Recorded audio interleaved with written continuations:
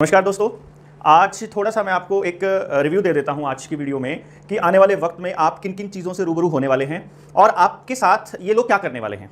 ये लोग मतलब न्यू वर्ल्ड ऑर्डर वाले लोग, जिन लोगों ने सारी सरकारों को अपना गुलाम बना लिया है। किसी को अगर ये लगे कि हम भाजपा की सरकार की बात कर रहे हैं तो याद कीजिए और याद रखिए कि राजस्थान के अंदर कांग्रेस की सरकार है, केरला के अंदर आपकी कम्युनिस्टों की सरकार है, आपकी उद्धव ठाकरे की सरकार महाराष्ट्र में है और बीजेपी की सरकार हरियाणा समेत बहुत सारे राज्यों में भी है और दिल्ली के अंदर केजरीवाल की सरकार है, पंजाब में भगवंत मान है, वो भी यही कर रहा है।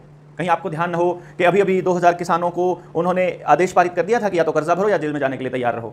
उन्होंने भी सीसीटीवी कैमरास चालू कर दिए थे। आपको मैं ये जो चीजें बता रहा हूं कि आपको आने वाले वक्त में हाइव ऑफ माइंड्स का एक कॉन्सेप्ट समझ में आएगा कि मतलब दिमागों का एक छत्ता, जैसे मधुमक्खी का छत्ता होता है, वैसे कहने का मतलब क्या हुआ कि जिन लोगों ने बूटी ली हुई है, मान लीजिए उनका दिमाग किसी तरह से इस तरह एडजस्ट कर लिया जाए या उनको इस तरह से सिखा दिया जाए या इस तरह से कनेक्ट कर दिया जाए किसी तरह इंटरनेट के साथ, तो क्या होगा, उनको विचार वो भेजे जाएं जो वो चाहते हैं। तो और आने वाले वक्त में उनके बिहेवियर को कंट्रोल करने के लिए अगर इंटरनेट का इस्तेमाल किया जाए तो कैसा लगेगा आपको।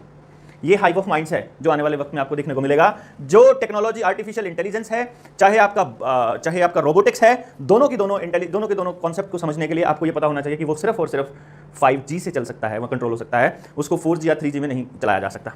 दूसरा, ब्लॉकचेन खूब आपको समझ में आएगा, यानी आप जो कर रहे हैं आपकी जिंदगी से जुड़ी हुई हर चीज का डेटा उनके पास हो और उसके बाद वो उसके हिसाब से डिसाइड करें कि आपको इंफॉर्मेशन कौन सी देनी है। जैसे आपके मोबाइल के ऊपर एडवर्टाइजमेंट कौन सी आएगी, इस बात पर निर्भर करेगा आपके खाते में कितने पैसे पड़े हुए हैं, आप दिन में किस किस तरह की बातें करते हो, किस तरह के लोगों से मिलते हो, कैसे होटल्स में और किस तरह की चीजों पर जाते हो। आपकी जहां जहां गाड़ी स्टॉप करती है, आपका मोबाइल आपकी लोकेशन के साथ एक एक चीज ऑब्जर्व करता है कि आपको क्या क्या पसंद है, आप किस तरह से, आप कितने रुपए का खाना ऑर्डर करते हो, आप क्या क्या चीजें करते हो। तो जो ऑनलाइन आपकी ट्रांजैक्शन है ये असल में आपके ऊपर सर्वेलेंस का काम कर रही है। जो आने वाले वक्त में आपने चाइना में एक चीज देखी होगी कि रोबोटिक्स आ रही है, रोबोटिक्स के साथ साथ आर्टिफिशियल इंटेलिजेंस बता रही है लोगों को कि तुम यहां नहीं जा सकते। एक बंदा घर से बाहर निकलता है, आगे आके रोबोट खड़ा है, वो कहता है स्कैन करो तुम अपना आई कार्ड मतलब जो भी सर्टिफिकेट कहा था ना आपको कि सर्टिफिकेट होगा तो तुम सेक्रेटरीट में जा पाओगे, सर्टिफिकेट होगा तो तुम स्कूलों में जा पाओगे, पहली खुराक का, दूसरी खुराक का। तो इस तरह से एक रोबोट है, वो आपको बता रहा है कि अभी पहले स्कैन करो यहाँ पे, जैसे बारकोड स्कैन करते हैं आप लोग, अभी तो पेमेंट करते हुए सब स्कैनिंग आपको आ गई है करनी। ये एक्चुअली जो स्कैनिंग जो ऑनलाइन में मोड आया था, ये उसी चीज को चेक करने के लिए था कि आपने स्कैन किया, अरे आप तो अपडेटेड नहीं हो, आपने तो ये तीसरे वाली नहीं ली है, इसका मतलब है कि आप सरकार की बात को पूरी तरह से नहीं मान रहे हो, पहले वापस जाइए और अपनी तीसरी लेकर के आइए। और वो अगर आप जबरदस्ती करके आगे जाने लगोगे तो उसके पास नया कुछ है आपको केमिकल डालने के लिए, जिससे आप बेहोश हो सकते हो। आपको ये जो आपके आसपास हाईवेज नजर आ रहे हैं बनते हुए, ये सीसीटीवी कैमराज लगे हुए हैं आपके गांव और शहरों के अंदर, ये क्या लगता है आपको कि ये आपकी सुरक्षा के लिए हैं? ये हालात वैसे बनाए जाते हैं, पहले इन्हीं के आदमी यानी कि प्रशासन हमारे बीच में अपराध को होने देगा, फिर उसको पकड़ने में सीसीटीवी कैमरा की मदद लेगा और फिर बताएगा कि सीसीटीवी कैमरा की वजह से वो पकड़ा गया।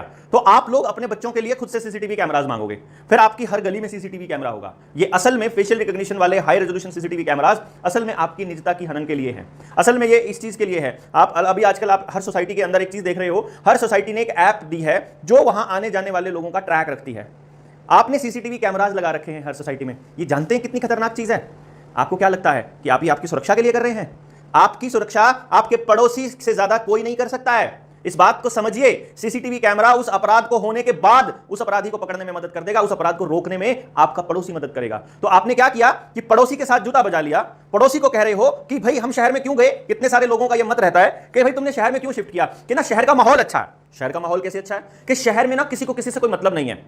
अच्छा, तो गांव में जो लोग बैठे होते हैं, जो बात करते हैं, उसका मतलब आप ये सोचते हो कि किसी को किसी की लाइफ में दखलंदाजी होती है गांव में, इसलिए गांव का माहौल अच्छा नहीं है। तो शहर का माहौल इसलिए तुम्हें अच्छा लग रहा है कि वहां किसी की दखलंदाजी नहीं है, तो वहां पर फिर आपकी सुरक्षा भी तो नहीं है, आप वहां सुरक्षित भी तो नहीं है। सबसे ज्यादा डरे हुए कौन थे? शहर के लोग। सबसे ज्यादा खतरा कौन महसूस कर रहे थे? शहर के लोग। सबसे ज्यादा अपने बच्चों को गुलामी का पटका कौन पहना रहा है? शहर का आदमी। और अभी भी सबसे ज्यादा जो इस देश के, जो इस पूरे सिस्टम के अंदर जो ये आपको लगाए जा रहे हैं पहले और दूसरे, इसको कौन प्रमोट कर रहा है? शहर का आदमी। क्यों? क्योंकि वो पड़ोसी से बात नहीं करता, क्योंकि उसे डिस्कशन का मुद्दा, उसको डिस्कशन के लिए वक्त ही नहीं मिलता, या वो बात करने की हिम्मत ही नहीं करता।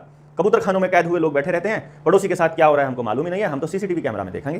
तो सीसीटीवी कैमराज असल में आपकी निगरानी के लिए हैं। अभी तो इन्होंने शुरुआत की है कि एक तरह की गाड़ियों के ऊपर नंबर प्लेट लगा दी जाए, वो नंबर प्लेट से आप ट्रैक होंगे, मतलब जो टोल लगे हुए हैं या कैमराज लगे हुए हैं वो स्पेशली उस नंबर प्लेट को ट्रैक करते हैं, और फिर उसके बाद मोबाइल वो आपका फेशियल रिकॉग्निशन वाले कैमराज आपको भी ट्रैक करते हैं। तो कल को जब सरकार लॉकडाउन लगाएगी और वो कहेगी कि अगर आप घर से बाहर निकले तो इतने रुपए का जुर्माना है, और वो जुर्माना आपकी फेस को पढ़ के कैमरा अपने आप आपके खाते से काट लेगा, तब आपको कैसा लगेगा?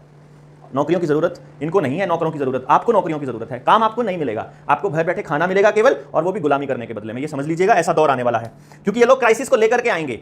ये बैठ के बात करते हैं वर्ल्ड इकोनॉमिक फोरम के अंदर, ये कहते हैं कि दुनिया के ऊपर एक बड़ा सा क्राइसिस आ जाए तो सारी दुनिया घुटनों पे आ जाएगी और जो हम कहेंगे वो मानने को तैयार हो जाएंगे और न्यू वर्ल्ड ऑर्डर के लिए पूरी दुनिया तैयार हो जाएगी। यही है वो न्यू वर्ल्ड ऑर्डर, जहां केवल और केवल खाने और पानी के लिए आप सब कुछ करने को तैयार होंगे।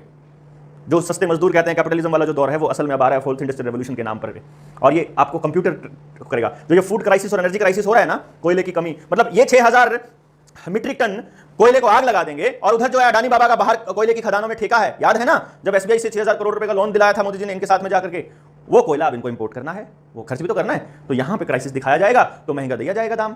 जो 6 रुपए में बात हुई थी हम बिजली देंगे, अब कह रहे हैं हम तो 14 रुपए से कम नहीं देंगे, उसके बदले में बिजली काट लेगा, आपको नहीं मिलेगी बिजली।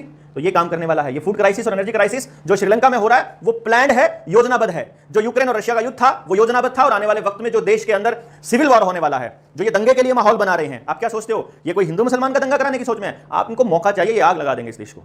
ये जाति के नाम पे, धर्म के नाम पे, पंथों के नाम पे, खालिस्तान के नाम पे, किसी भी संत के नाम पे कभी भी कुछ भी करवा देंगे। और ये कंट्रोल ग्रुप इसीलिए बना रखे हैं इन्होंने।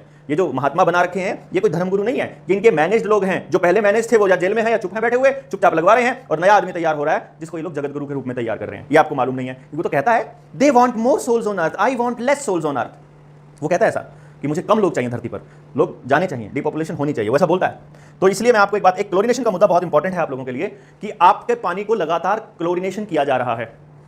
जो क्लोरीनेशन केवल 2 बार होना चाहिए साल में, मैक्सिमम 2 बार होना चाहिए, वो किया जा रहा है अब आपके पानी का साथ।